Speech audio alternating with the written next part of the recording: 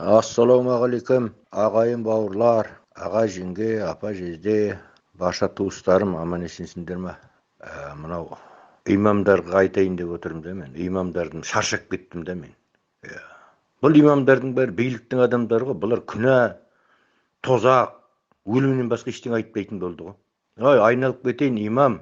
Сен күнә мен тозақты айтатын болсаң, ана жоғарыға айтсайшы. Жоғарыға неге айтпайсыңдар? Бүткіл күнә соларда ғой.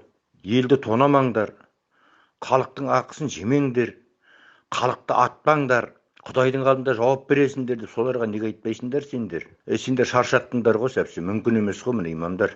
Қойыңдаршы еш құрсын. Қаншама қырғын болып жатыр анау өзенде, мына кеше қаңтар қырғыны. Ал неге біреуің шығып сендер сонда сендер күнә мен сауапты сол жерге айтпайсыңдар сендер? Сендердің есіл дерттерің міне екі бауырды айыру ғой. Әркім өз үшін жауап береді ғой ана жаққа барғанда. Баяғы шалдар айтпай ма бабаларымыз, аталарымыз? Өлімді ойлама, өмірді ойла.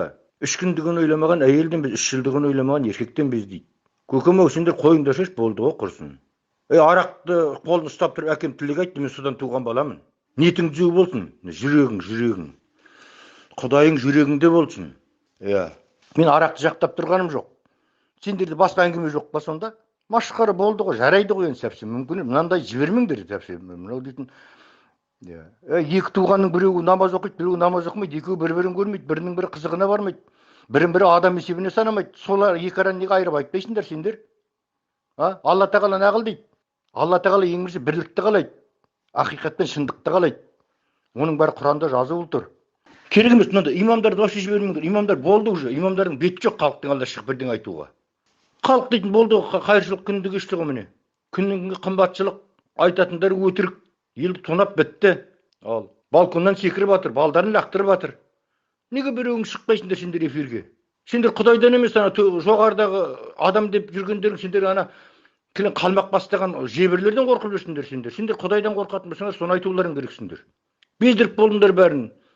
Аллах деп өздерінше намаз оқиды, адамға адам менсінбейді. Намаз оқымайтын күнәһарға санай ма? Кәпірге санай ма?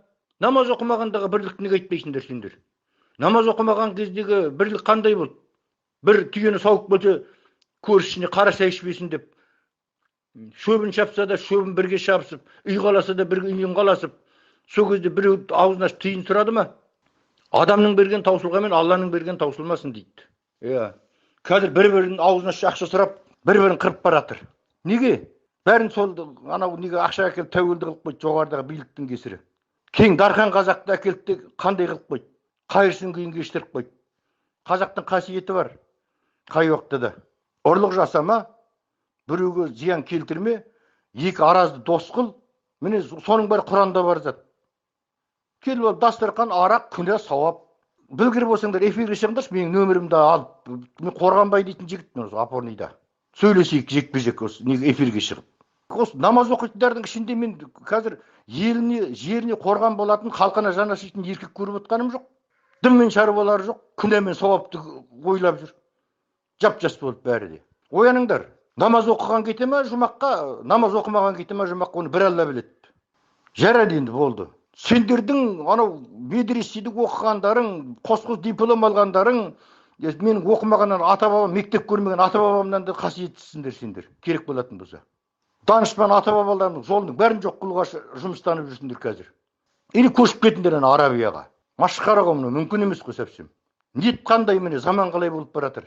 Патшаң жауыз болса, сол патшаның жауыз екенін біле тұра соны қолдасаңдар, соның бетіне ештеңе айтпасаңдар, діннен шығасыңдар дегенді білесіңдер ме?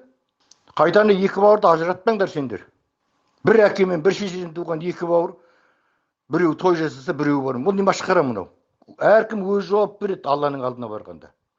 Мен үшін ешкім жауап бермейді.